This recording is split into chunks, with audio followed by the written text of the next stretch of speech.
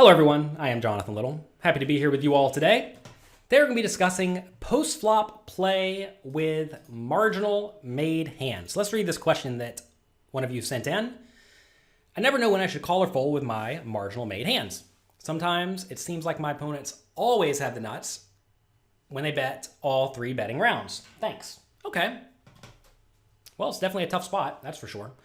So first things first, you want to ask, what is your opponent's strategy, right?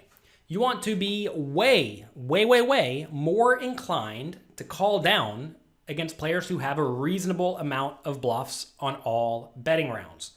And realize that some players will have almost no bluffs on all or specific betting rounds. And also some ranges will have almost no bluffs on specific betting rounds on specific runouts. So let me give you a few examples of this. I think a lot of people think in their heads that I would bluff in this spot, therefore my opponent must bluff in this spot. Or you may think, oh, that's a scary river. I would always bluff, therefore my opponent must always bluff. But that's just not true. Realize your opponent is your specific opponent. They're going to have their own strategies, and you have to figure out what those are. Whenever you're playing poker, the puzzle you're trying to figure out is not how would I play in my opponent's shoes. You're trying to figure out how your opponent would play in your opponent's shoes. So let's talk about against tight ranges. So ranges can be tight because a player's range is just generally tight. They just play only good hands. Or because a player's position forces them to play a tight strategy. If someone's raising under the gun with, let's say, a medium stack in a poker tournament, they just have to have a good hand. So if they just have to have a good hand, unless they're being absurd, well, now their range should be mostly good, strong hands. So if under the gun raises, you call any position. Flop comes ace, king, 7. They bet, you call. Turns a 4. They bet, you call. River's a 5. Most players are going to have almost no bluffs in scenarios like this. So if you do even have a hand like an ace, you should strongly consider folding. It's like right here. Say they do raise, you call big blind ace 8 suited. You check, call, flop, check, call, turn, and they're betting flop, betting turn, betting river. If you think about it, what bluffs do they actually even have available that make logical sense? Well, they could have queen 10, queen jack, and jack 10 suited only because they raise early position. Then they could have a few just like random stone bluffs like 10-9 suited, 9-8 suited, etc. So let's say they do have all of those suited gut shots that missed. There's only 12 combinations of those hands. Now let's think about how many aces there are. Well, there are 3 aces. There are 3 kings. How many ace king are there? Take a second, think about it. Type it in the chat box. I mean, I'm not assuming we have ace 8. Presuming we don't. I mean, if we have ace 8, how many ace kings are there? Because that does narrow things down, right? It's actually only one aces if we have the ace 8. So if we do not have the ace in our hand, there's 3 ace kings. So we have the ace in our hand, which I'm presuming we have ace 8 here. Now there are 2 aces left and 3 kings left, so there are 6 ace king available. So let's presume we do have the ace 8 just to make this more realistic. So there's 1 aces, 3 kings, 6 ace kings. That's 10 combinations. Ace queen. How many ace queens are there?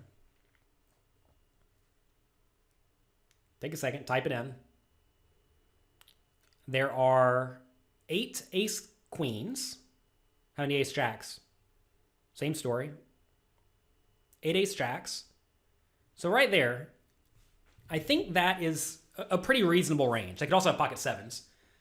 So at that point, we are at 29 value hands, I think, if I did my math right. So they have 29 very obvious value hands. They would raise under the gun, bet flop, bet turn, bet river. And they have 12 bluffs that are obvious, that they may not even bluff with. That's the thing, is that a lot of people, when you check call flop and check call turn, what do you think they're putting you on, right? You must have something. So if you must have something, what is that going to be? It's going to be a whole lot of ace X and king X. A lot of people think it would be ridiculous to try to bluff someone who clearly just has an ace. So if someone just has an ace, don't bluff them, right? So what's going to happen here is they're always, or mostly always, going to bet ace jack and better. They may not always bet ace jack or ace 10. They may check it sometimes. But they're going to bet like ace queen and better pretty much always. So if they're always betting ace queen and better, and they're like using relatively big bet sizes, and they're clearly trying to get their money in the pot, you should be folding here. So this is a good example of a spot where we should be over-folding our marginal made hand because we're against an under-the-gun tight range. Okay? What about against wide ranges? So now realize ranges can be wide because a player's range is generally wide. They just play a lot of hands. Or because a player's position, again, dictates they must be wide. Usually that's going to be when they raise from late position, right? So if someone raises the button, they are just naturally going to have wide ranges. So if they just naturally have wide ranges, then they should have plenty of bluffs. Okay, so let's take a look at an example. Here, button raises, we call big blind. They bet the flop on Jack 5-3. Turn goes check, check. River is an ace, and we check and our opponent bets. This is a situation where we have a very, very, very, very, very, very easy hero call with basically any pair. Like if we somehow have the 3-2 in this scenario, we have a super easy call. You may say, but like, couldn't the opponent have an ace? Yeah, but they could also have king high and queen high and 10 high and 9 high, right? Remember, this player is on the button, so they should be raising pretty wide. And in this scenario, they are going to have just all sorts of stuff. And if they have all sorts of stuff, you just have a very, very easy call in situations like this. So you see one spot where I'm saying you have an easy fold with top pair. And now in this scenario, we have an easy call with bottom pair. This is why it's confusing, right? A lot of people look at this and say, like, what gives? Why is this happening? Why are there scenarios where sometimes we call with top pair and fold, or fold with top pair, call with bottom pair? And poker's tough.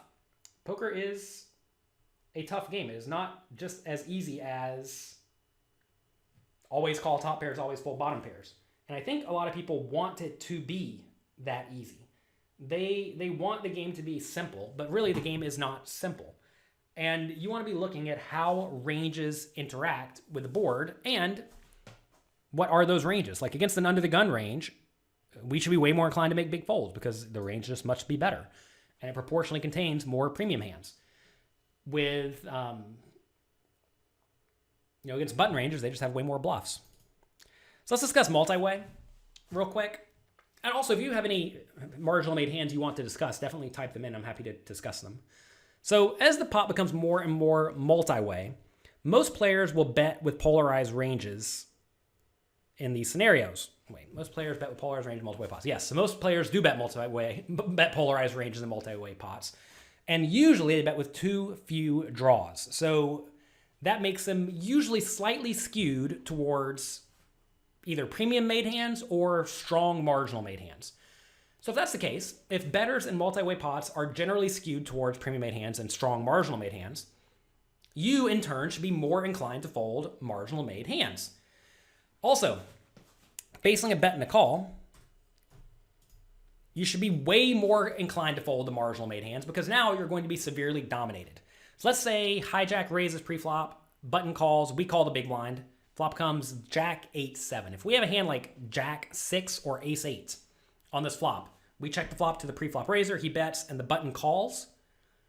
Easy fold with both of these hands. If you are going to continue with one of these, take a second, think about it. Which one would we rather continue?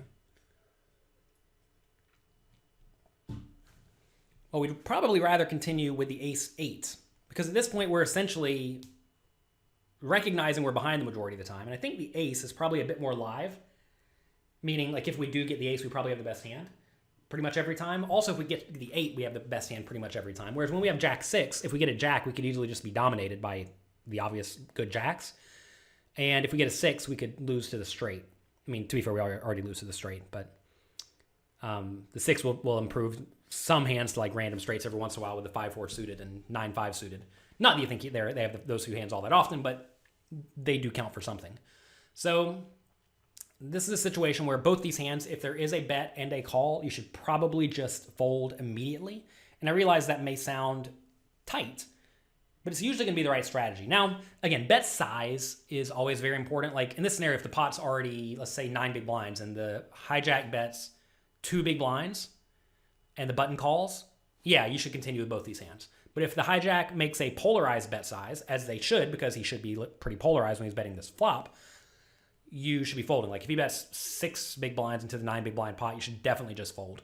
So which hands should you be overcalling with? An overcall is when you're like the second caller. In this scenario, you should probably be overcalling with pairs that also have straight draws. So stuff like Jack 10, Jack 9, 10 8, 9 8, 10 7, 9 7. Those are all pretty reasonable to continue. If you have hands that are just very likely the best hand at the moment, you should be continuing as well. That's probably going to be something like Queen Jack and better. So I'm continuing with Jack 9 and better, essentially. Really, that's it. Jack 9 and better, and then pairs that also have straight draws whenever there's a bet and a call in this spot. And that's going to result in you folding a lot. But you have to realize that whenever someone is betting on this type of board, they should just have a good hand to begin with. And when someone's calling on this board, they should have a good hand as well. If we did have a hand like King Jack, and on the flop, I check, hijack bets, and then the button raises, I would definitely fold. So in that scenario, I'm probably only continuing with something like, man, I don't even know. Depending on stack sizes, right? Like as we're shallower, you can be a little bit happier getting it in with something like King Jack. Like say you're playing 20 big blinds deep or something, but I'm probably just ripping it in pre-flop with King Jack 20 big blinds deep. But if we did have King Jack 20 big blinds deep, I would probably go ahead and shove if it went bet raise. You wouldn't love it, but I think it's probably good enough. But if you're playing more like 50 big blinds, like Ace Jack is like very easily could just be a fold in these scenarios. So you have to be very, very cautious in multi-way pots, especially on coordinated boards that should connect well with both opponents. So again, the initial question was like, how do you play marginal made hands? In multi-way pots, you should typically just be way more inclined to fold as more people put money in the pot, because you're more likely to be dominated to the point that even if you do improve to what looks like the best hand, it could still be not the best hand. So that's it for multi-way pot, or that's it for this question. I know it's not the easiest question to answer without just like infinite examples, but I would definitely suggest you go through the homework challenges at PokerCoaching.com. We have many, many, many homework questions there that basically force you to tell me how you're going to play all of your marginal made hands, and also how to determine which hands do get called and which hands get folded. And if you find that you're just like calling down way too often compared to my answer or the other very, very strong students' answers, then that's probably a bit of a mistake, right? Alternatively, you may be playing in games where your opponents just don't bluff the river all that often. I will say I've been playing a little bit more online recently on America's Card Room. I would not recommend that site to anyone. It is very buggy. It doesn't work well. They may not pay you, et cetera, et cetera. But given the limited options I have from New York, I've noticed that a lot of the players bet the flop way too often, and they do not bet the river nearly often enough. I actually, in my show, A Little Coffee, we just reviewed one of the deep runs, and there were multiple spots where the opponents had very obvious bluff spots on the river, and they just didn't take them. Like they were sitting there giving up with 10 high in a spot where they should bluff. They need to have some bluffs in their range. They just have none, clearly.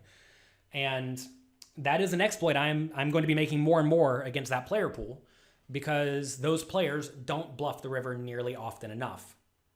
Another exploit is I'm check raising the flop way more, because like I just told you, they continuation bet the flop too often. They play the turn, I guess, normally enough. I haven't figured out any exploit, like big exploit for the turn. And then on the river, they don't bluff enough. So I'm check raising the flop a lot, especially with hands that lack showdown value. And I'm also check calling flop, check calling turn, and check folding river with the marginal made hands a little bit more often against the $50 to $200 buy-in player pool. I don't have any experience playing any lower games than that, but that's something I've noticed, right? And you always want to be paying attention to what's referred to as the meta game. Like what are the players in your game doing at this specific point in time? Because like these things change. They're very, very fluid.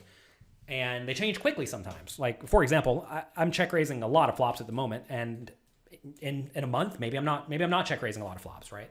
Because if you see that people are calling a ton, well, then clearly stop check raising. I can tell you already, when people check raise me, there are a lot of players who seem to be like the reasonable regs who have figured out the exact same thing I did, and they check raise the flop a lot. And against players like this, just don't fold, right? Also bet with a more linear range and make sure your betting range is decently protected. So all this goes to say, you want to figure out what your opponents are doing incorrectly and then adjust accordingly. But at the same time, there are definitely scenarios where your opponent's ranges just can't realistically contain reasonable bluffs. And if they just cannot contain reasonable bluffs, then, I mean, it's like, what can you do, right? You just have to get out of the way. And that is okay. It's okay to just get out of the way in spots where your opponent's range should probably be very, very strong.